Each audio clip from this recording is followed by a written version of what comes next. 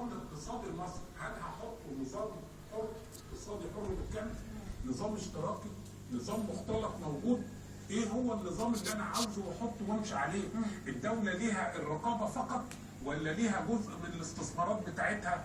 الرعايه الاجتماعيه عن طريق التامينات الاجتماعيه هتبقى على كافه الحاجات، الصناعات الخارجه والعماله الخارجه والاقتصاد السري انا هعالجه ازاي اللي موجود؟ يا دكتور كمان يعني خلينا لا نغفل انه مشروع نهضه مصر، ما هو ده اللي جاي له بقى النقطه الثانيه بتاع المهندس خيرت الشاطر.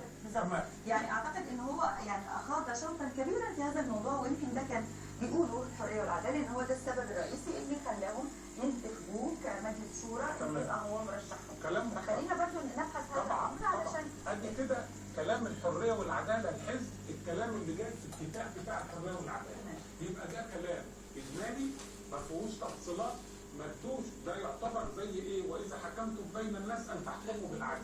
هل نظام الحكم بقى هنا ملكي برلماني رئاسي دستوري مختلط؟ ما قلناش، سابها لينا. المهم في الاخر نتاج الحكم ان يطلع ناخد حق وحضرتك تاخد حق. تمام. يبقى في التفصيلات ايه اللي لازم يكون ده يعني لسه كمان التفاصيل ما اتقالتش في تمام، ولا اتقالت على المواقع بتاعتهم. تماما.